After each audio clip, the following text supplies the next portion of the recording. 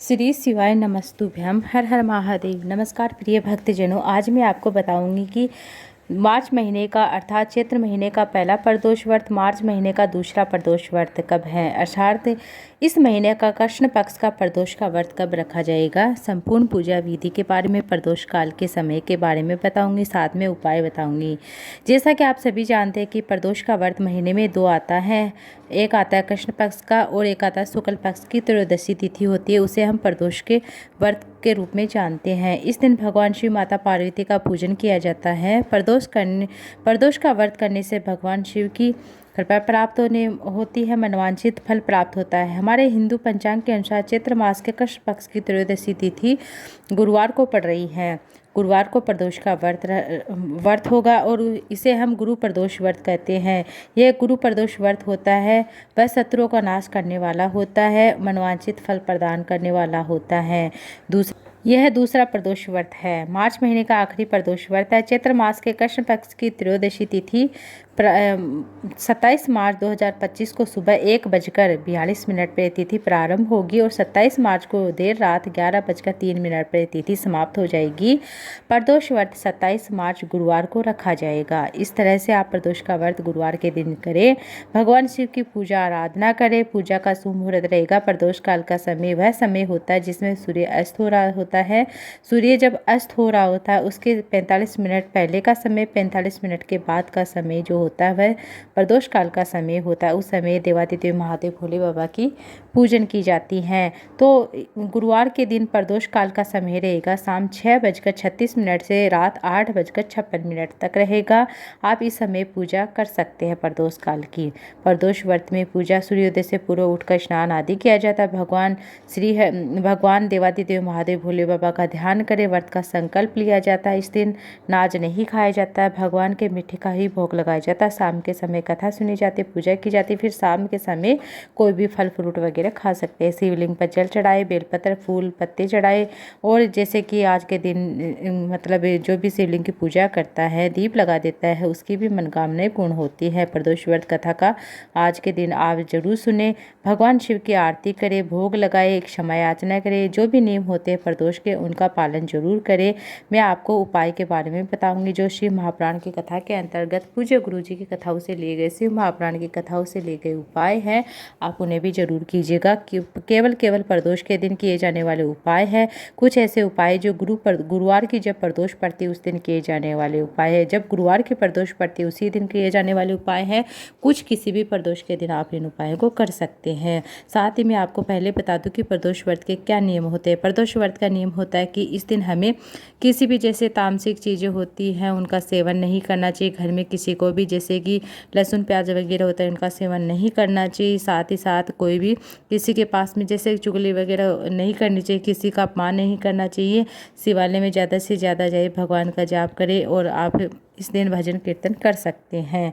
तो अब मैं आपको उपाय बताने जा रही हूँ जो आप ज़रूर इन उपायों को करिएगा। जैसे कि गुरुवार की जब प्रदोष पड़ती है, गुरुजी बताते हैं कि जब गुरुवार की प्रदोष पड़ती है, आपके मन की कोई भी कामना है, जैसे कि कोई पैसा आपका अटका हुआ है, नौकरी जैसे कि बहुत दिनों से प्रयास करें, नौकरी नहीं ले, कोई भी कामना है आपकी, या रोग के लिए कोई भी कामना है, मन में कोई भी बात है, तो आप कोई भी कामना पूर्ण नहीं हो रही, तो आप क्या करें कि प्रदोष के दिन जब गुरुवार की प्रदोष पड़े तो आपको शाम के समय, प्रदोष काल के समय आपको क्या करना है, आपको 3 बेलपत्र की आवश्यकता होगी और एक दीपक जिसके अंदर आपको एक गोल बाती, एक लंबी बाती देसी गाय के घी का आपको लगाकर और शिवालय में चले जाना है। आपको क्या करना है, एक दीपक लेना, उसके अंदर एक गोल बाती, एक लंबी बाती लेनी है और साथ में 3 बेलपत्र लेने हैं। शिवालय में चले जाना है। अगर आपके पास बेलपत्र नहीं मिलते हैं तो आप शिवलिंग पर चढ़े बेलपत्र ले सकते हैं। जब भी आप सुबह के समय पूजा करने जाए तो आप अपने घर पर लेकर आ सकते हैं। शाम के समय जैसे भगवान का श्रृंगार हो जाता है तो आपको बेलपत्र नहीं मिल पाता होगा,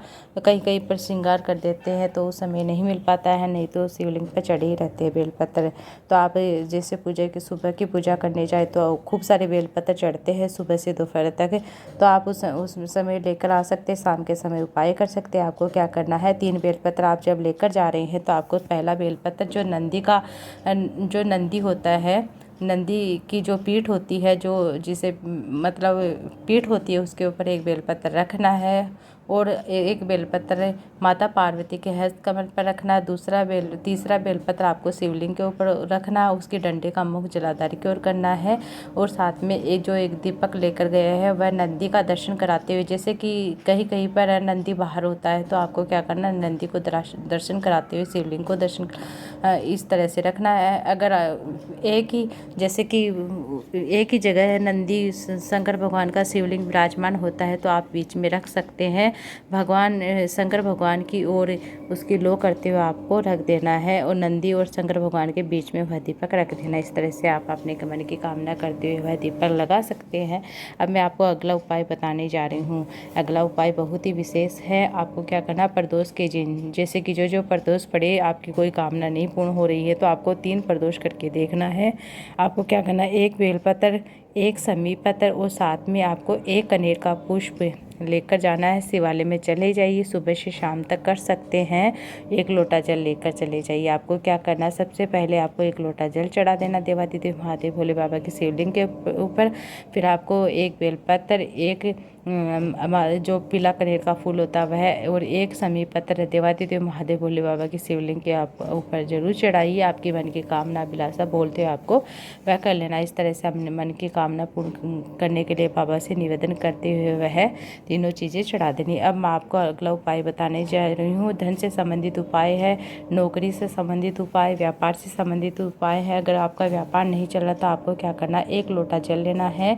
आपको क्या करना, 1 लोटा जल लेना, उसके अंदर 1 बेलपत्र मिले तो 1 बेलपत्र, 5 मिले तो 5 बेलपत्र डाल लीजिए, समी पत्र डाल लीजिए, 1 हरे मूंग के दाने डाल लीजिए, 1 थोड़ा सा गुड़ का ढेली डाल लीजिए। और आपको क्या करना है, शिवालय चले जाना है। सबसे पहले आपको क्या करना है, जो 1 लोटा जल लेकर गए जिसके अंदर आपने समी पत्र, बेल पत्र, जैसे कि गुड़ का ढेली और मूंग के दाने डालकर लेकर गए हैं, तो आपको वह जल शिवलिंग के ऊपर समर्पित कर देना। अपने मन की कामना करते हुए अपने व्यापार के लिए, अपने धन संपदा के लिए, कर्जा मुक्ति के लिए आपको प्रार्थना करते हुए बाबा से श्री शिवाय नमस्ते नमः ओम नमः शिवाय बोलते हुए वह जल आपको शिवलिंग के ऊपर चढ़ा देना, अर्पित कर देना। झोली पसार कर निवेदन करें। इस तरह से उपाय कर सकते हैं। इनमें से कोई भी उपाय आप कर सकते हैं, कामना के लिए, व्यापार के लिए, नौकरी के लिए। अब मैं आपको अगला उपाय बताने जा रही हूँ। आपको क्या करना, बहुत ज़्यादा रोग ग्रस्त हो रहा है तो आपको क्या करना है, आपको एक जो नीला कलर का अपराजिता का फूल आता है, आपको वह देवादिदेव महादेव भोले बाबा की शिवलिंग के ऊपर सबसे पहले 1 लोटा जल चढ़ाई। उसके बाद वह अपराजिता का फूल आता है नीला कलर का, वह आपको शिवलिंग के ऊपर चढ़ाना है। बाबा से रोग के लिए प्रार्थना करें, निवेदन करें कि मेरे ये रोग है भोलेनाथ, मेरा ये रोग ठीक हो जाए। इस तरह से बाबा से प्रार्थना करें, निवेदन करें। वह उस रोग में आपको ज़रूर आराम देखने को मिलेगा। अगला प्रदोष आएगा उस तक आपकी जो भी समस्या है, जो भी रोग से संबंधित तकलीफ है, वह ज़रूर दूर होगी। इस तरह से आपको उपाय कर लेना। अब आपको अगला उपाय बताने जा रहे हो, बहुत ही साधारण सरल सा उपाय है। आपको क्या करना है, पैसा इसमें कुछ लगना ही नहीं है। आपको क्या करना है, जान लीजिए किस तरह से करना है। यह उपाय आप नौकरी के लिए कर सकते हैं। जैसे कि आपको बहुत एग्ज़ाम दे चुके हैं, आपका नौकरी में सिलेक्शन नहीं हो रहा है, कभी आप एक नंबर से रह जाते, कभी आधा नंबर से रह जाते, तो आपको यह उपाय कर लेना है। आपको मेहनत तो करनी है 4 गुना, बट आपको एक छोटा सा उपाय भी कर लेना। आपको क्या करना है, जिस एग्ज़ाम में बैठ रहे हैं उसका मनन करते हुए सबसे पहले आपको क्या करना है, बेलपत्र वृक्ष के नीचे जाना। प्रदोष के दिन 1 लोटा जल लेकर जाना, थोड़ा सा कच्चा दूध गाय का लेकर जाना है, 2 दीपक लेकर जाना है, जिसके अंदर आपको 1 तेल का दीपक लेना है और 1 घी का दीपक लेना है, और आपको लंबी बाती का प्रयोग करना है। और बेलपत्र वृक्ष के नीचे सबसे पहले जाकर आप बैठ जाइए। और आपको क्या करना है, आप जैसे कि बेलपत्र वृक्ष के नीचे थोड़ी सी मिट्टी को ऊपर उठाकर आपको क्या करना है, थोड़ा सा जल चढ़ा दीजिए, थोड़ा सा दूध चढ़ा दिए, थोड़ा जल थोड़ा दूध। इस तरह चढ़ाने के बाद आपको 2 दीपक लेकर गए हैं, 1 दीपक आपको राइट साइड में लगाना है, 1 लेफ्ट साइड में लगाना है। बाबा से निवेदन करें, भुजोली पसार कर बाबा से अपने एग्जाम का मनन करते हुए, जिस एग्जाम में बैठे उसका नाम लेते हुए बाबा से प्रार्थना करें। श्री शिवाय नमस्ते नमः शिवाय ओम नमः शिवाय बोलते हुए बाबा से प्रार्थना निवेदन करें। नौकरी के लिए आप प्रार्थना करें। इस तरह से जिस एग्जाम में आप बैठ रहे उस एग्जाम में जरूर वह एग्जाम निकलेगा। इस तरह से आपको उपाय कर लेना। बहुत ही साधारण सरल सा उपाय है, इस उपाय को आप जरूर करके देखिएगा। अगला उपाय है, आपको क्या करना, केवल इसमें कुछ नहीं लगना है, प्रदोष काल के समय करना है। आपको 1 समी पत्र लेना है। प्रदोष के दिन आपको यह उपाय करना है। प्रदोष के दिन प्रदोष काल में करना है। आपको क्या करना है, 1 समी समी पत्र लेकर देवादिदेव महादेव भोले बाबा के शिवलिंग के ऊपर प्रदोष काल के समय वह चढ़ा दीजिए। अगर आपके घर में शिवलिंग है तो वहाँ चढ़ा सकते हैं, नहीं आप मंदिर में शिवालय में चढ़ा सकते हैं। प्रदोष अगर आप शिवालय में चढ़ा रहे हैं तो आप थोड़ी देर चढ़ाने के बाद 5-10 मिनट बैठिए, श्री शिवाय नमः शिवाय ओम नमः शिवाय जाप कीजिए, फिर वह समी पत्र आप प्राप्त कर सकते हैं।